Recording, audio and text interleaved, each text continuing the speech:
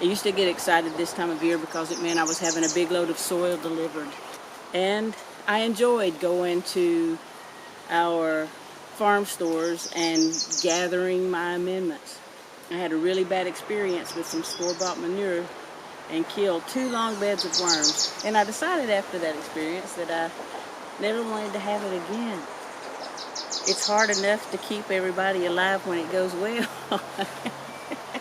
So I started making all of my amendments.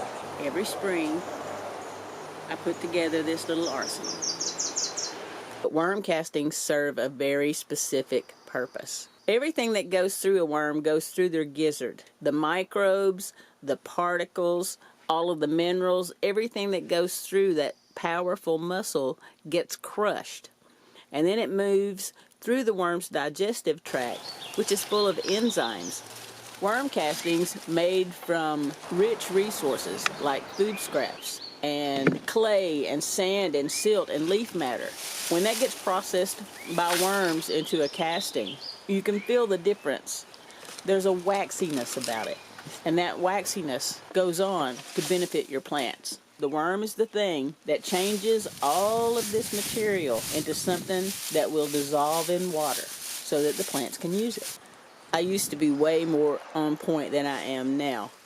As I get older, I'm developing lazier and lazier methods, but in the end I still get compost, so okay. Several times a year I layer my garden. A layer of compost, a layer of leaves, and a layer of grass. That cycle generates soil in place, and as it breaks down, it provides nutrition. Nutrition for the plants and food for the microbial life in the soil. A layer of compost, a layer of leaves, a layer of grass, on repeat. I use a composting toilet, and it has a urine diverter. So once a year, I dump that tank into a bucket. Over the course of 5 days, the ammonia in urine, it is converted one of the most highly concentrated nitrogen sources available. I was really squeamish about urine at first. Then I realized I had been buying it off the shelf all along, just under a different name. I'm trying to save myself from all these foxtails. This is an entire pile of grass seed. I want to kill those seeds. So, the best way to do that is to make a very hot compost pile. So when it comes to making compost, I'll dump this entire thing on there. But if I were mixing this to fertilize the garden, what's interesting is it mixes about the same ratio as Miracle-Gro, the blue stuff. This thing's dirty, but just for size comparison, if I was filling that bucket with water to fertilize the garden, I would only use this much urine. Of course, I would put in worm castings. The water would probably be fish water for that entire bucket. This much urine. Less is more. And it's not less more often either. It's just less. I still don't touch it. I don't have to. I use this. When I bought that tainted manure and killed all of those worms, I became gun-shy about purchasing manure from any unknown source. Someone posted on social media here in our valley that they wanted to rehome some goldfish. So, about 10 years ago, I took in these guys. Please do your due diligence if you're going to start any sort of a fish tank. That's why a lot of folks lose their fish, because that tank was sterile. And so it just filled up with ammonia, and the fish died in the ammonia. Just remember, you must do the nitrogen cycle first. So 2 weeks before you get your fish, set it up completely. I'll put a link in the description of this video to the video that I watched that taught me how to cycle my aquarium. I created this BioChar pit many years ago. All of the structure that's inside a cup of BioChar, if it was laid out flat, it would have the surface area of a tennis court. There are billions and billions and billions and billions of microbes living inside that you can put wherever you want them. I put a little bit of BioChar in everything. The best way to make holes in plastic is to use a soldering iron. I have one, but I broke the tip. I've ordered more, they're not here yet, and I want to include this today. So, second best method is to drill holes. The reason the soldering iron is better is because you don't get burrs in the same way that you do when you use a drill bit.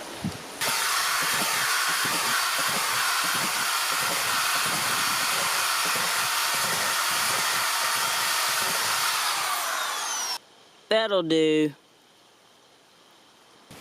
Valerie Bertinelli, you owe me a refund on this knife set.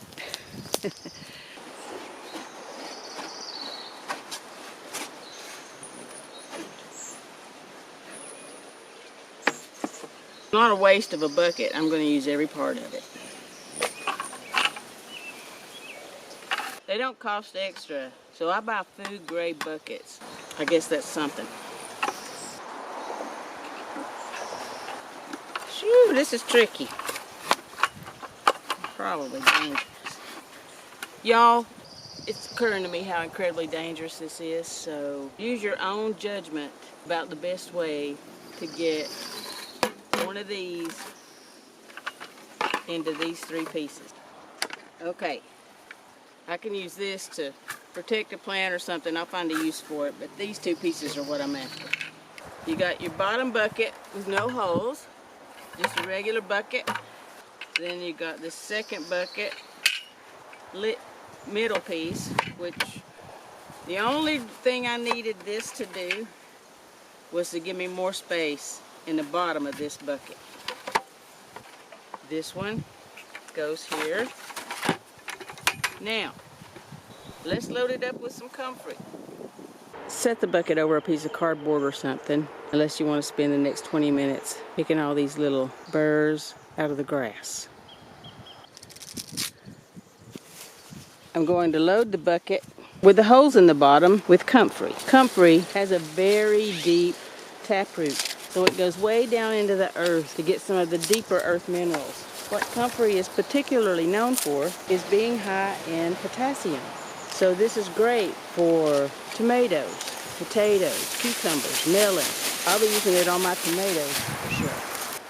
I like to pull the older growth from underneath because it's already in the process of breaking down. This'll do for now. I could squeeze in more. I have a little more Comfrey left, but I need some of it because I need a catalyst for my compost pile. Chopping the Comfrey is the hardest part. Now it's just a matter of putting the stack together. Solid bucket on the bottom. Now the spacer. The bucket with the holes. And the Comfrey. One more thing. This handful of leaf litter will assure that this party gets started. Here's the bottom that we cut off of the bucket that we are now using as a spacer. And this brick will slowly press liquid into the bucket at the bottom. This will be a highly concentrated potassium liquid. I'm not going to clamp this lid on. It's not necessary. I'm just going to sit it there. As the brick sinks, I'll add Comfrey to the bucket. This is all that I'll need when it comes to potassium for the entire growing season. Everything that loves potassium is going to love this Comfrey juice. And what is awesome about it is that it is water soluble from the start. I want to keep this little system in the shade, so I might as well put it over here close to the worm box. I'm on the edge of the forest. These are 2 very old worm boxes, and I've repurposed them as a place to house amendments while they process. I haven't been in this box in a while. I'll have a little peek first.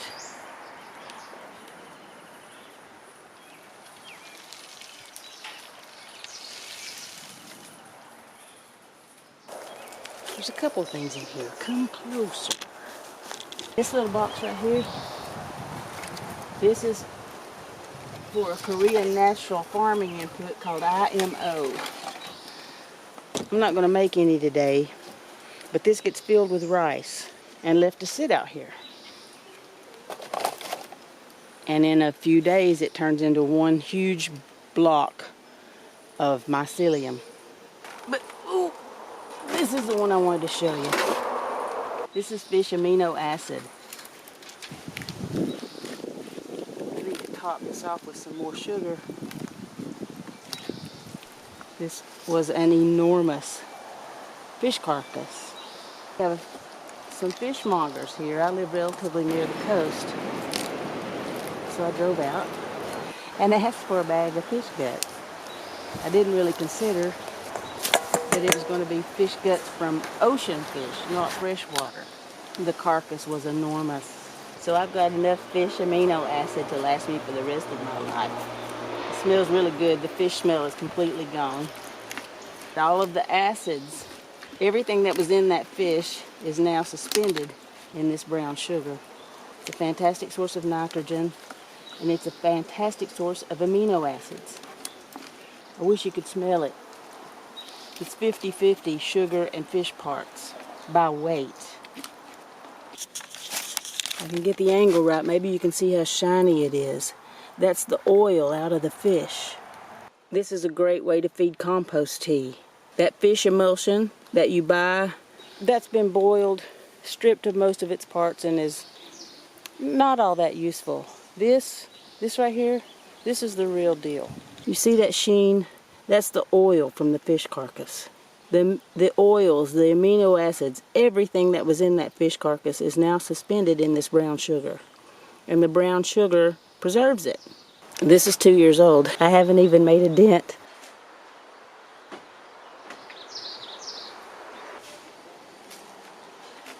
These old boxes are held together by wishful thinking at this point.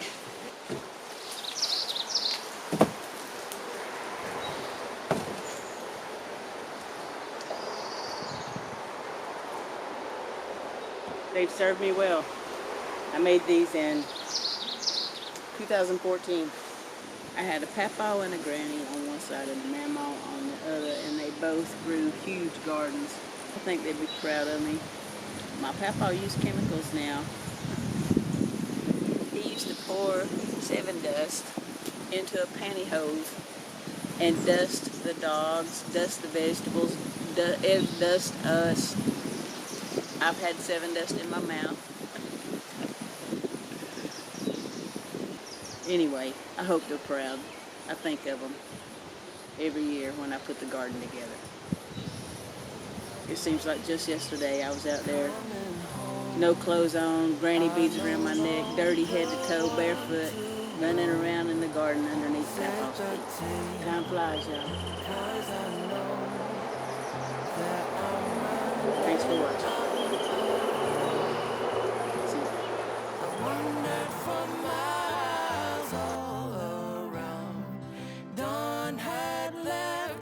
Sunset bound, the only time I was ever found was when I got lost.